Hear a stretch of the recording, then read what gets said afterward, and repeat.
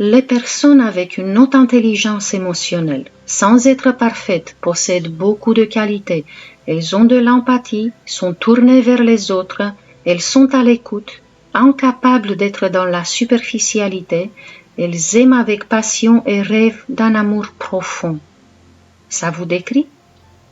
Si oui, restez avec moi pour voir quels sont les pièges qui peuvent vous guetter et vous plonger dans la défaite. Bonjour à tous, je m'appelle Claudia Stéphane, je suis hypnologue et je travaille avec les personnes hypersensibles et les surdouées. Pour beaucoup, et c'est le cas des femmes mais des hommes hypersensibles aussi, ces personnes en quête de l'amour parfait risquent d'idéaliser leurs relations amicales mais surtout sentimentales. Dans un podcast précédent, je parlais de la difficulté des HS à avoir les relations harmonieuses et épanouissantes auxquelles ils rêvent. Sans être experte en la matière, en tant que thérapeute, j'ai rencontré beaucoup de personnes hypersensibles convaincues d'être dans une relation âme sœur ou flamme jumelle, alors qu'elles étaient en fait liées à des manipulateurs habiles et sournois, car ils savent comment créer l'impression de couple unique et parfait. Est-ce que ça veut dire que les âmes sœurs ou les flammes jumelles n'existent pas? Alors, pas du tout. Ça peut tout à fait exister.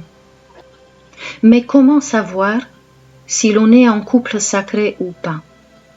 La vérité, c'est qu'on n'en sait rien. Personnellement, je pense qu'il faut analyser la façon dont on se sent en présence de l'autre.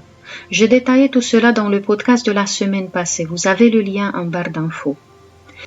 Il est important aussi de conscientiser qu'on ne peut pas vraiment vivre une relation sacrée si on ne s'est pas encore débarrassé des blocages, des traumas émotionnels, de la colère, du sentiment d'être une victime, du sentiment d'être impuissant, du sentiment qu'on n'a pas sa place dans ce monde. Car là, ce sont nos blessures qui attirent l'autre et la vibration étant trop basse, on évolue en général par des expériences assez rudes. Donc, avant de chercher son âme sœur, on aurait besoin de se retrouver soi-même et retrouver le respect de qui l'on est. Et c'est lorsqu'on se retrouve qu'on peut, grâce à une nouvelle vibration, vivre une belle histoire d'amour. Dans des années de pratique, j'ai eu une seule personne qui est venue en thérapie pour travailler sur soi, pour évoluer spirituellement, afin d'être prête à rencontrer sa flamme jumelle. Et c'était un homme. Je trouve qu'on ne parle pas assez des hommes hypersensibles qui existent bien au cas où les filles HS en doutent. Mais il faut apprendre à les reconnaître parce qu'ils n'ont pas la voix forte et n'essayent pas non plus d'attirer l'attention et l'admiration de tout le monde. Ils sont dans la simplicité et dans la douceur. C'est touchant, n'est-ce pas? Ceci dit, il y a l'inconvénient de taille qu'en se focalisant entièrement sur une relation amoureuse, en vivant qu'à travers cela, on s'oublie soi-même. Ça signifie se détourner de soi-même. Cela signifie ne pas suivre le chemin de son âme. Et notre âme ne vient pas dans ce monde uniquement pour rencontrer une seule personne. Notre expérience sur Terre doit être beaucoup plus riche de sens, ne croyez-vous pas? Vivre uniquement pour une relation, c'est vivre dans l'enfermement, et même si c'est pour sa moitié, cela ne vaut pas la peine. Pour ne pas dire que la notion de moitié est rigolote, ça insinue que l'être humain est incomplet. Mais c'est vrai que l'idée de devoir retrouver sa moitié parfaite peut rapporter gros dans certains domaines, en détriment de la personne qui boite en croyant qu'il lui manque un fragment d'elle-même. Combien de moitiés avez-vous laissé en chemin parce que justement ce n'était pas vos moitiés? J'ai travaillé avec une fille d'une grande intelligence et haute sensibilité. Elle a des responsabilités importantes dans une institution des plus prestigieuses, mais elle ne voit pas cela comme une réussite. Elle est obnubilée par sa vie sentimentale qui est chaotique. Et comme elle a un cœur d'enfant innocente, elle ne peut pas admettre que ses partenaires ne sont pas des anges et qu'au fil du temps, ils n'ont fait que lui détruire la confiance en elle-même. Elle ne voit pas qu'ils sont des parfaits manipulateurs qui donnent des faux espoirs, font des promesses délirantes et s'en vont ensuite en l'humiliant et la faisant croire que tout était de sa faute. Impossible de montrer la réalité à une personne qui veut à tout prix croire en sa moitié, en son âme sœur. Une hachise me demandait comment faire pour ouvrir les yeux à sa meilleure amie en couple avec un pervers narcissique qui la maltraite psychologiquement. Parce que toutes ces tentatives de l'aider à comprendre qu'il faut fuir n'ont mené à rien. La réponse est simple. Si elle n'est pas prête à voir le mensonge, cette personne qui est sous emprise va prendre de la distance par rapport à son ami qu'elle ne voit presque plus, plutôt que d'admettre l'incompatibilité avec son compagnon. J'ai eu en séance beaucoup de HS qui étaient obsédés par la recherche d'une âme sœur, au point de ne jamais penser à eux et à leurs besoins. On entend parler un peu partout des âmes sœurs, des flammes jumelles, et ça fait énormément rêver. À cause de cette notion tellement véhiculée, notamment sur le net, des hypersensibles dans la plus grande souffrance se sacrifient en pensant pourtant vivre leur plus grand amour.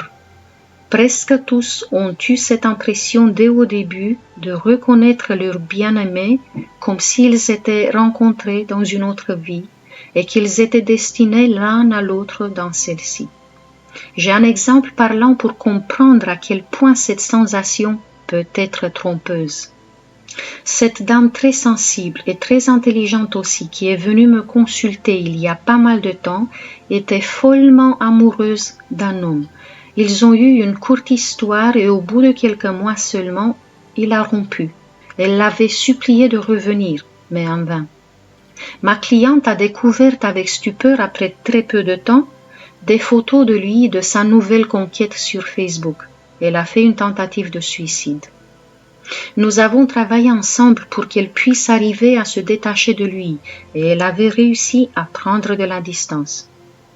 Lors de la régression en hypnose, cette dame avait découvert qu'elle connaissait bien l'âme de son autre. D'après sa vision, il n'était pas amoureux, mais parent, et elle se sentait coupable car elle lui avait causé du tort. Maintenant, elle sentait le besoin de se racheter, de lui montrer qu'elle l'aimait. Après ces séances, elle avait repris ses cours de danse. Elle est allée dans une retraite spirituelle. Tout cela l'avait énormément aidée. Et alors qu'on aurait pu penser qu'elle était enfin sortie d'affaire, elle voit une voyante qui lui dit exactement ce qu'elle veut entendre, que cet homme était son âme sœur. Je ne l'avais plus revue depuis. J'ai été soulagée de voir une photo d'elle sur les réseaux sociaux 1 an après. Non, ils n'étaient pas ensemble, mais elle était vivante et c'est ce qui compte. Alors, même si le voyant a les meilleures intentions du monde, est-ce qu'on peut se fier à ses prédictions? Je me rappelle aussi du cas d'une fille HS qui sortait d'une relation très souffrante. En régression, elle avait vu que dans une autre vie, elle a trahi et ensuite tué cette autre personne. Elle a pris beaucoup de distance par rapport aux blessures infligées par son ex. C'est ce qu'on appelle le pardon. J'ai beaucoup d'histoires pareilles à raconter et elles ne sont pas du tout aussi romantiques qu'on pouvait le croire. Alors, vigilance. Pour synthétiser, aucun amour extérieur à nous-mêmes ne peut nous sauver ni nous rendre heureux si l'on a toujours les plaies ouvertes. On peut même être face à quelqu'un qui nous aime sincèrement et ne pas le voir. Ou alors, on peut se fabriquer soi-même l'illusion d'un amour parfait et qui, par la force de notre désir, nous aveugle, en nous empêchant de discerner et d'entendre notre intuition. Il n'y a pas de meilleure solution que de se centrer sur soi afin de guérir ce qui a à guérir intérieurement. Fixer aussi ses limites, c'est important, sinon on risque d'aller très loin dans le sacrifice de soi. Et une fois qu'on est vraiment équilibré, fort, en harmonie, en paix avec nous-mêmes, là on arrive à dégager vraiment l'énergie nécessaire pour attirer la bonne personne pour nous. Je vous souhaite à tous de trouver cet équilibre intérieur, la sérénité et le respect de soi, car peu importe ce qu'on vous a dit, vous méritez le bonheur. Jusqu'à la prochaine fois, je vous embrasse tous très fort. Prenez bien soin de vous.